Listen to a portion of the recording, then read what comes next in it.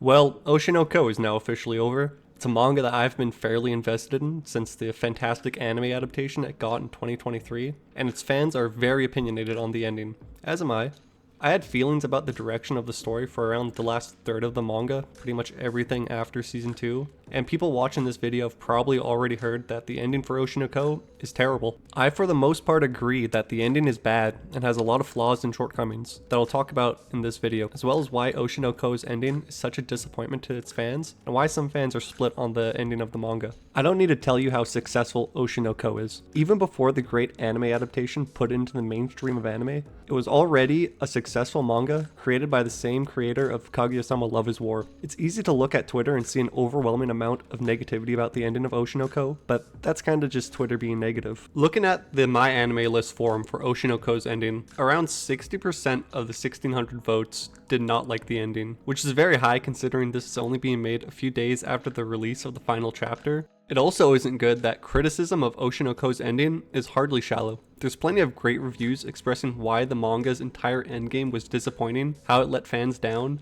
plot holes, and the feeling that the story was just rushed, with the sad and dramatic ending feeling forced. Meanwhile, defense of the ending has been quite shallow, with fans who enjoyed the ending saying that people criticizing it just don't like that it's a sad ending, and were only interested in some parts of the manga and not the story as a greater whole. There may be some truth to this statement, but I disagree for the most part. I'm not upset Oshi no Ko had a somewhat sad ending. I'm disappointed in how it was written, and how the ending makes the first 2/3 of the story worse. I'll be talking about some of the big spoilers for Oshi no Ko from here on out in the video, so if you're not finished Oshi no Ko and don't want the ending spoiled, feel free to turn off the video. But the biggest problems I have with Oshi no Ko's ending is the failure to complete major character stories, like Akane and Kana, who played a much bigger role in the first 2/3 in the manga, only to be pushed out of the way for a villain whose involvement in the story felt extremely rushed, besides the fact that he was present at the beginning of the story. Let's talk about plot holes involving Aqua's determination to get himself killed.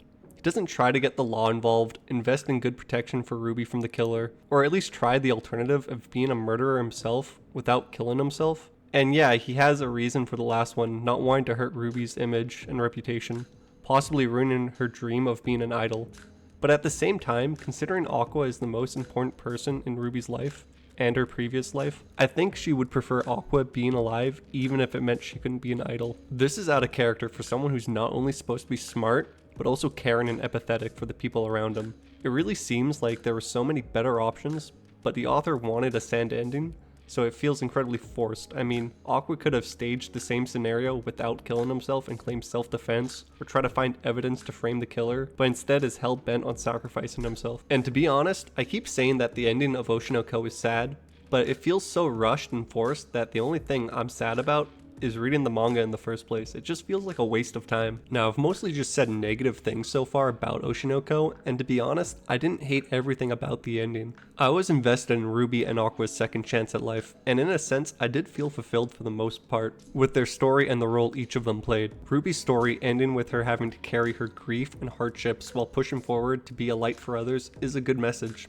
Everyone experiences grief, loss, and troubles in life, and it's important that we find fulfillment in life being a positive influence, or in Oshi no Ko's terms, a light. Even if we are a positive influence on a small number of people, we should strive to put good into the world, even if we struggle while doing so. I really don't hate Ruby's ending. It's the only one in the manga that feels complete. I also don't hate the idea of Aqua sacrificing himself so that Ruby can have this life. I just hate how it was executed. I didn't find the movie arc to be very interesting or engaging, and when it came time for Hikaru to be involved in the story again, I really didn't care about him, and the huge dump of content on his backstory didn't make me any more interested in him. The dramatic murder plot of Oshi no Ko ended up being one of the most boring parts of the manga, and it just felt rushed and unnatural for every character involved in it compared to the rest of the manga. The departure from the focus of struggles of the entertainment industry and the different dreams and goals of the characters to the abrupt ending of the story and Aqua's death was a bad shift that was poorly written and rushed, only to be followed up by a lazy recap of what the cast and characters are doing after Aqua's death. Not really going into much detail of what happened to the rest of the characters and their separate endings, and only showing them grieving for Aqua's death and different characters being at Ruby's performance at Tokyo Dome. It made it feel like the supporting cast didn't matter and were underexplored, leaving most fans unsatisfied and disappointed. The supernatural aspect of Oshinoko, with regards to reincarnation and just who Tsukuyomi is another problem in the manga.